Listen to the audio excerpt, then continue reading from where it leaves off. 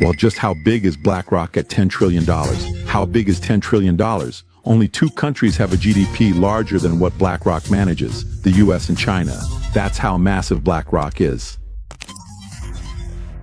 They control the pulse of the global economy. They're not politicians, yet they can influence world affairs even more than politicians. They're not royalty, but they possess wealth and power far greater than any royal family. They manage nearly $12 trillion in assets, more than the combined GDP of the UK, France, and Germany. They have woven a web of capital that spans the entire globe. Every move they make has the potential to reshape the current world order. Today, let's unveil the mystery behind this invisible giant. BlackRock. Over the past few weeks, many Americans have felt anxious about their finances and their future. This rescue effort is not aimed at preserving any individual company or industry. I've sought leaders who could offer both sound judgment and fresh thinking. We see how all these roads lead to good things for BlackRock. They want to take the last thing you own in your life and sell it back to you. BlackRock, BlackRock. It's one of the most important investment firms in the world. So what does this mean for you? We say we have a commander-in-chief, but really the commander-in-chief is Larry Fink. The guy running BlackRock is really the president of the United States.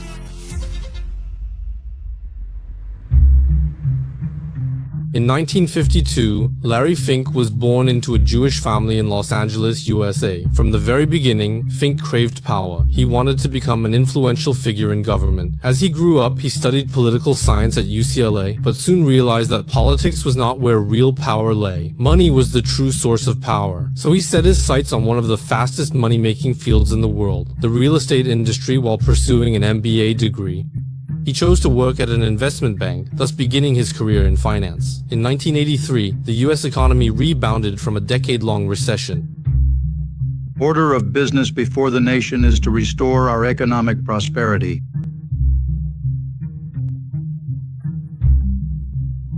Deregulation of Wall Street created the perfect environment for financial innovation. One such innovation was mortgage-backed securities, or MBS. Simply put, this meant bundling together millions of dollars in mortgages and turning them into securities that any investor could trade. Larry Fink was one of the beneficiaries behind this wave of financial innovation. However, he did not anticipate that, more than 20 years later, this very innovation would become a ticking time bomb that would shake the world. We'll discuss this in more detail later. With this innovation, Fink sold those newly issued securities to large investors such as pension funds and charitable foundations. At the time, this brought tens of millions of dollars in profits to the company. After generating a total profit of $1 billion for the company, Larry Fink became one of the most celebrated figures on Wall Street. At that level, after all that success and with all that money, there's a mindset that you're almost invincible. No one has a completely smooth journey. In 1986, as his risk-taking and ambition gradually overshadowed his rationality, he made a fatal mistake after a misjudgment, which caused him to lose $100 million in just a few months. I was so angry at myself. I was just mortified at myself. He wasn't fired, but he was marginalized within the company. The higher-ups didn't want to see him anymore. He became like a rat at a festival. He understood what that meant. It was time to leave. The problem was with his reputation. No investment bank would want to hire a 36-year-old failure. So Larry Fink was unemployed, but Fink was always a competitive person. He refused to give up and was determined to restore his former glory by any means necessary. This time, he wanted to build his own career, and to do that, he needed strong backing. But given his reputation, it was nearly impossible for him to secure any funding. At that moment, Steve Schwarzman took notice of Fink. Schwarzman is the founder of Blackstone, one of the most powerful figures on Wall Street. During his 30-year reign, he turned Blackstone into the world's largest private equity firm. Like Fink, Schwarzman also had his setbacks. He was once a rising star at Lehman Brothers, on the verge of becoming CEO, but due to an intense internal power struggle, he was forced to leave the company. I saw a lot of behavior that I didn't like. The people who were 10 years older than me, so I decided to go out and do something on my own. The leadership at Blackstone Group began considering expanding the company's business, so after meeting with Larry Fink, the two found themselves on the same wavelength. Schwarzman decided to co-invest $5 million with Fink to establish a joint venture called BlackRock Financial Management. At that time, BlackRock was still a subsidiary of Blackstone Group. company. Thoughts, I told the story to Steve Schwartzman and Pete Peterson, and they loved it. They had more confidence in me than I had in myself. They wanted to move forward right away, and we did just that. We actually started making money within 2 weeks. Fink's first failure taught him a lesson. One should always be aware of risk. This means that before fully understanding and calculating the risks, he would never invest a single cent. He was also one of the first in the industry to heavily rely on statistical data and algorithms to make investment decisions. The Aladdin system he developed, simply put, is an extremely powerful quantitative calculator. By using methods such as Monte Carlo simulations, it identifies possible failure scenarios, monitors portfolio risks in real time, and predicts market changes. The Aladdin system empowers its users in this way. Unparalleled and highly sophisticated risk management capabilities. Now, he was absolutely determined to return to the very top of his field, but his journey was not always smooth or straightforward. During this challenging period, there was intense and ongoing conflict between Fink and Schmalstein. He didn't want to share control or his blueprint for dominating the world. In 1995, he offered co-founder Schmalstein $2.5 billion to buy his stake in BlackRock, a stake that is now worth over $12 billion. After being rejected by the board, Fink decided to sever ties with Blackstone by seeking other buyers to acquire BlackRock's ownership. PNC Bank, a long-established financial group founded in 1991, was in the midst of a large-scale acquisition and expansion phase.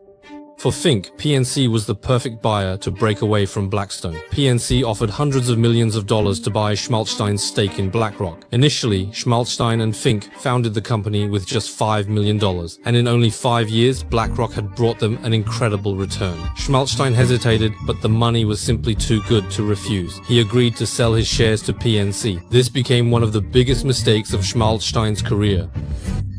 At the time, he himself never imagined that BlackRock would one day become a financial giant, even surpassing him. 1994 was the year when Blackstone and BlackRock parted ways. By this time, BlackRock's market size had grown from $12 billion to $53 billion. In the mid-1990s, the US economy experienced an unprecedented strong recovery. During Clinton's second term, the unemployment rate plummeted, the stock market soared, and the capital markets entered a golden age. Against this macroeconomic backdrop, in 1998, its parent company PNC decided to merge its wealth management division with BlackRock. After the merger, BlackRock's total assets reached $130 billion.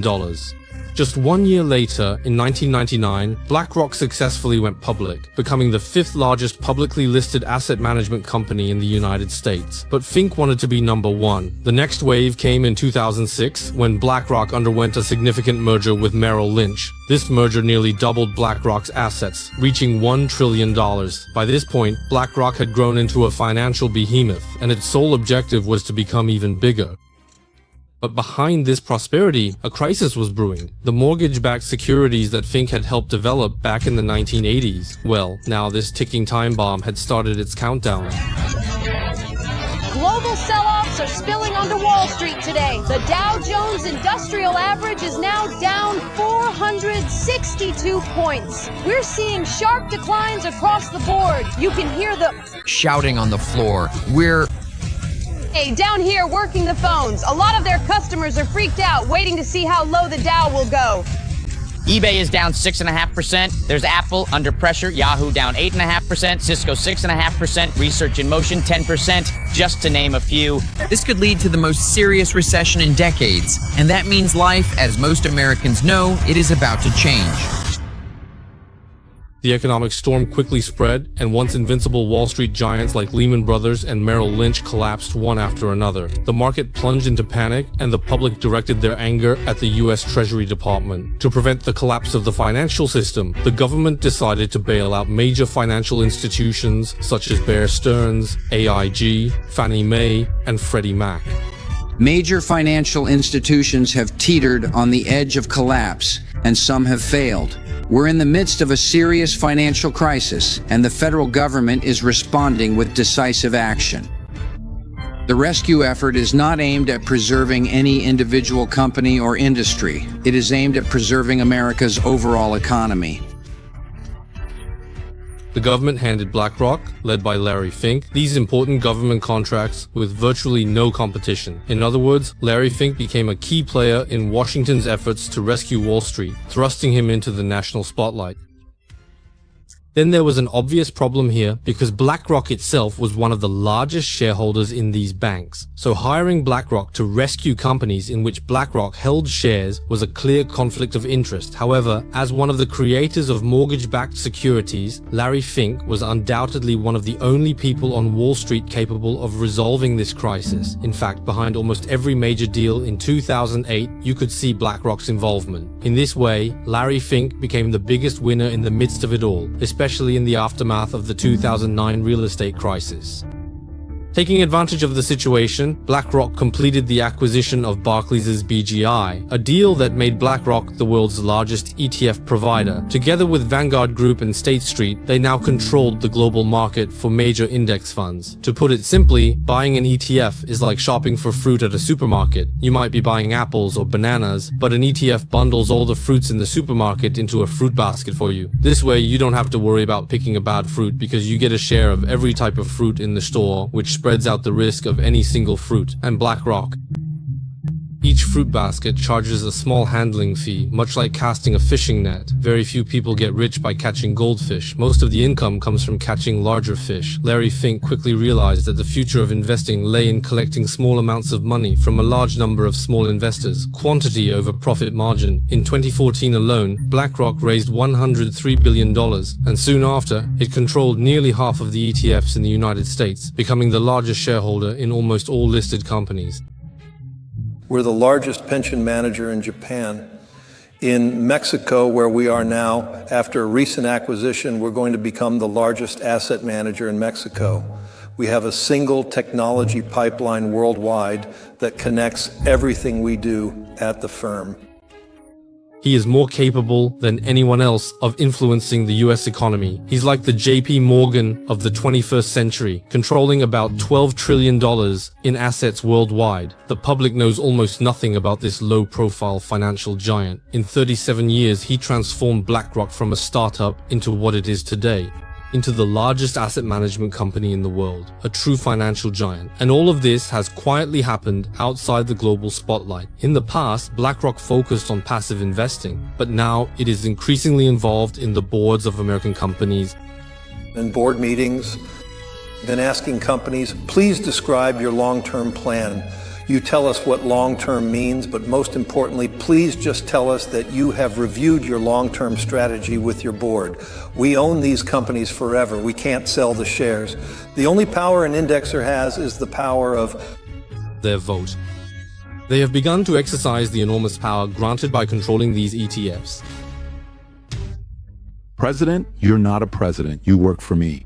If there is one person in America who, over the past 37 years, has led BlackRock to become the world's largest asset management company, managing nearly $12 trillion in assets, it's Larry Fink. BlackRock's clients include ordinary people's retirement accounts, pension funds, sovereign wealth funds, central banks, university endowments, Fortune 500 companies, and millions of individual investors. If you were to compare him to a sports game, Fink is not just a player, he might be the coach, the referee, and perhaps even the owner. Claiming to be just a passive investor sounds pretty harmless, right? Even though I like conspiracies, just how big of a conspiracy could this really be? BlackRock, State Street, and Vanguard control $22 trillion in assets, which is roughly equivalent to the entire gross domestic product of the United States of America. Believe me, phone.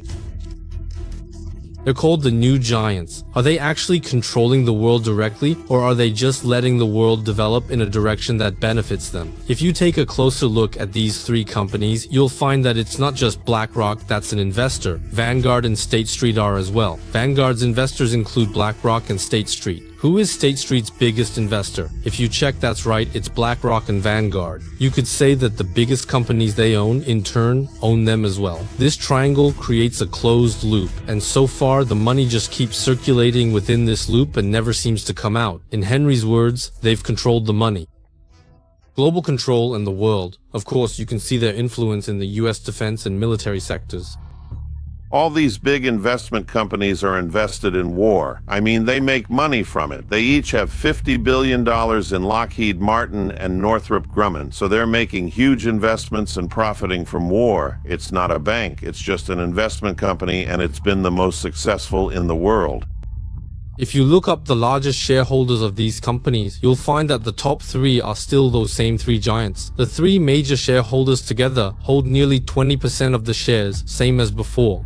In companies like Raytheon, Northrop Grumman, Boeing, and General Dynamics, the shareholding ratio of these three giants is also close to 20%. You could say that the largest shareholders of America's 6 major military contractors are almost always these 3 asset management companies. So, what do they want? What they want is more war.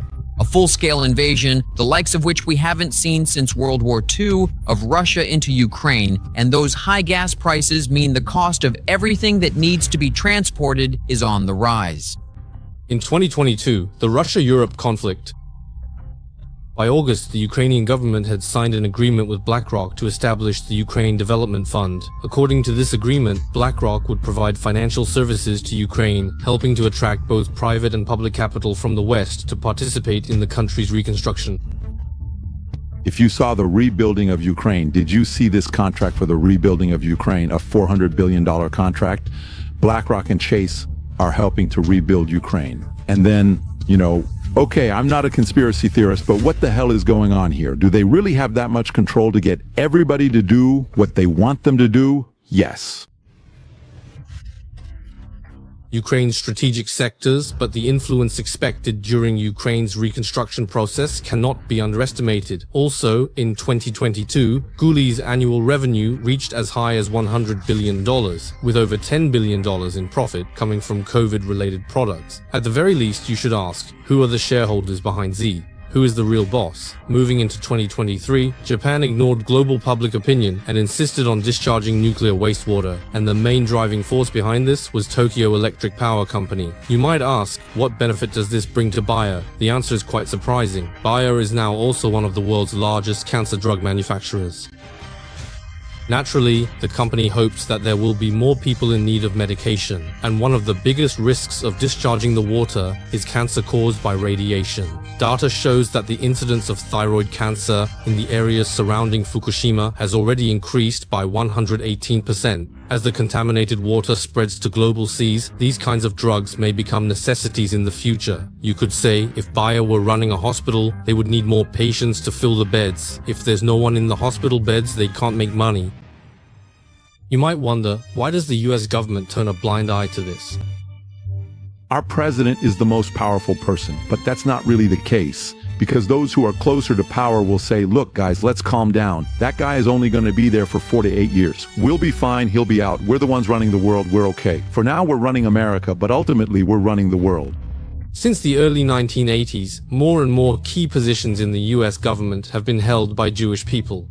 Nowadays, there are more than a dozen officials who have worked for AIPAC, including senior White House aides, Federal Reserve executives, and important positions in the State Department. What's even more surprising is that, even though Americans' pensions are also under their management, data shows that most American pension plans are managed by BlackRock. Not only that, Japan's national pension fund, as well as the wealth management systems of tech giants like Apple, Microsoft, and Google, all rely on risk control technologies developed by BlackRock. What's puzzling is that despite BlackRock's overwhelming influence, why have the supposedly free Western media never reported on their actions? The answer is simple, because BlackRock holds shares in the 6 major media conglomerates, monopolizing most of the world's media resources. Just think about it. Which media outlet would dare offend its own major shareholder?